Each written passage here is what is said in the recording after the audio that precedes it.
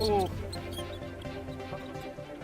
Did you know that small dogs weighing less than 30 pounds are now responsible for protecting hundreds of farms spread across thousands of acres in rural Texas? Among the vast cornfields, a silent enemy multiplies inside barns, silos, and storage sheds. Rats. These seemingly harmless rodents represent one of the most persistent and costly threats to American farmers. They consume stored grain, contaminate silage, and cause significant post-harvest losses, when every bushel matters for the profitability of the season. The problem goes far beyond the direct loss of food. Rodents are carriers of serious diseases such as salmonellosis and leptospirosis, which can affect both livestock and farm workers. Their continuously growing teeth drive them to gnaw on electrical wires and control systems, causing short circuits and, not rarely, fires in storage structures. On large farms that move tons of grain each day, these damages can easily exceed tens of thousands of dollars per harvest. For decades, producers have relied on traditional control methods: chemical poisons, traps, and barn cats. However, rodenticides pose the risk of secondary poisoning, affecting raptors, dogs, and other natural predators, while traps only cover small areas and require constant maintenance. Cats, though iconic on farms, rarely manage to control large infestations effectively.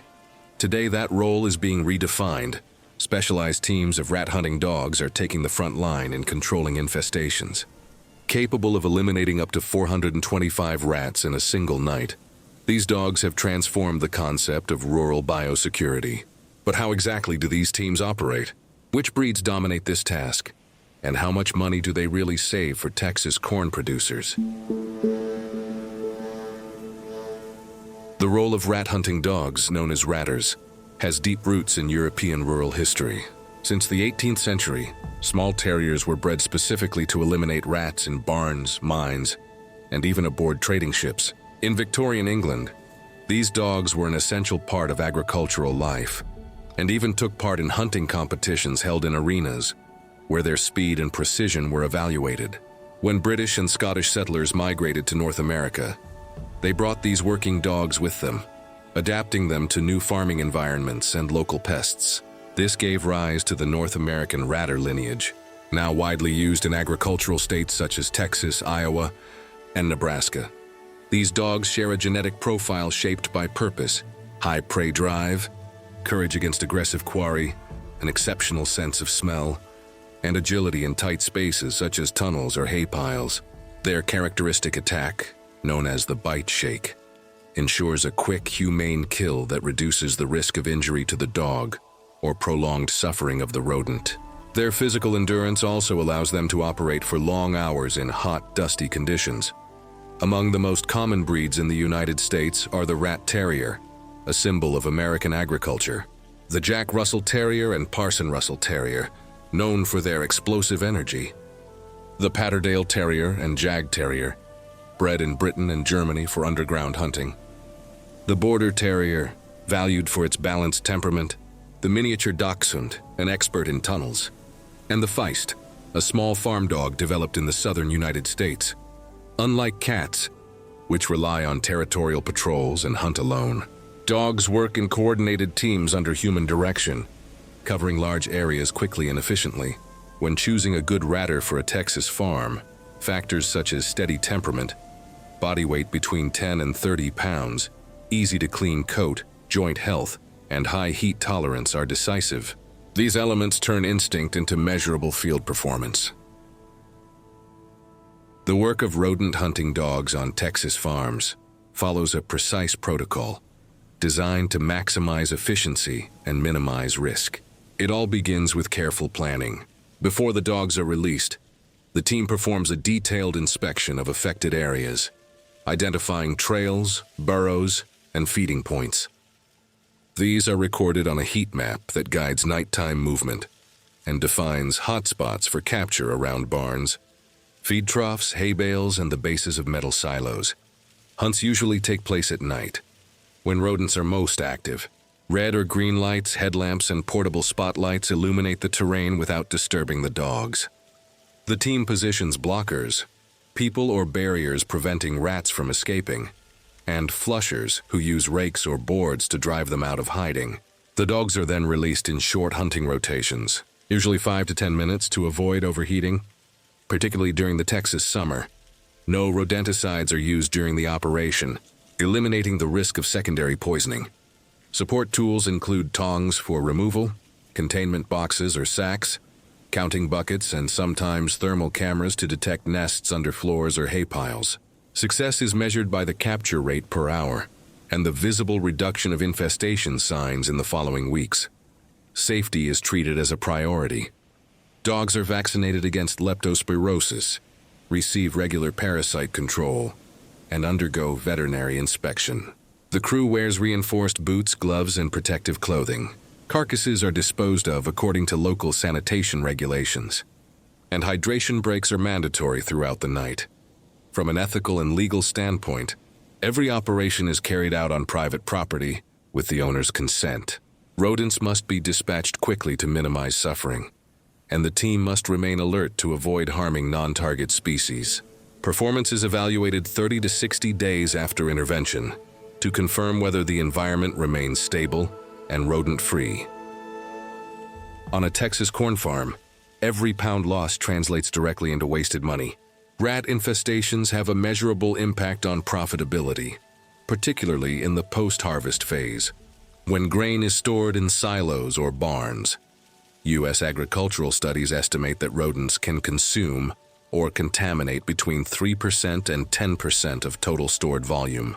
For a mid-sized farm storing 50,000 bushels of corn, 5% loss equals roughly 2,500 spoiled bushels, about $15,000 to $18,000 in annual losses, depending on market prices.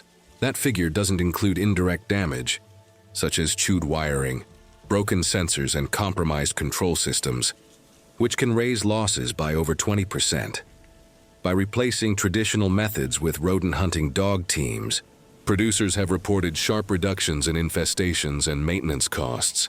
In documented operations, hiring a specialized group costs between $300 and $600 per night, with results ranging from 200 to 425 rats removed in a single session.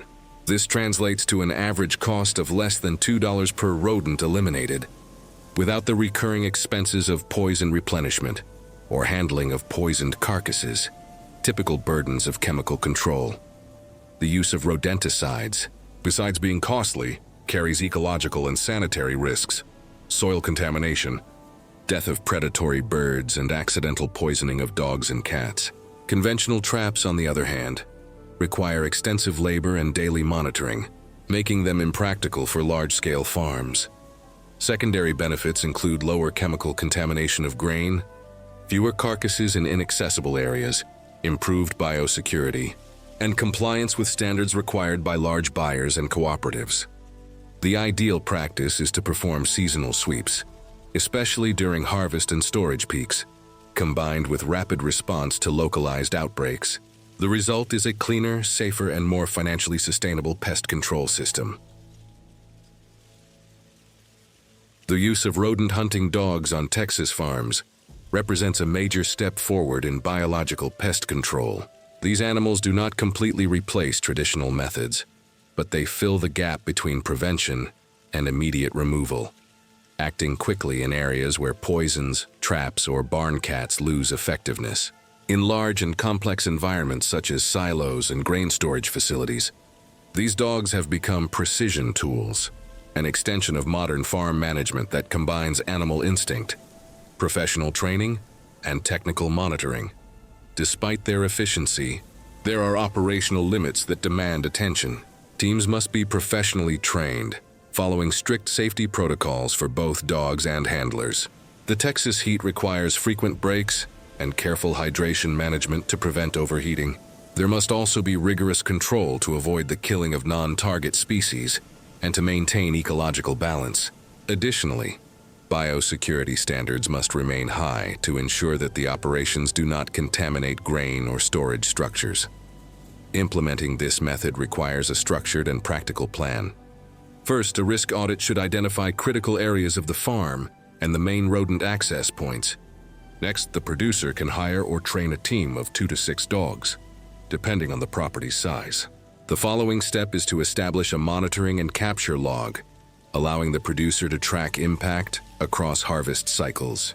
Finally, the control system must be integrated with preventive measures: waste cleanup, proper sealing of silos, maintenance of feed troughs, and correct grain handling.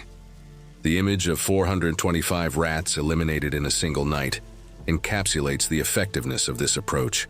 More than just a striking number, it reflects the synergy between tactics, genetics, and intelligent management, factors that now translate into real economic savings, improved food safety, and greater sustainability for Texas corn farms.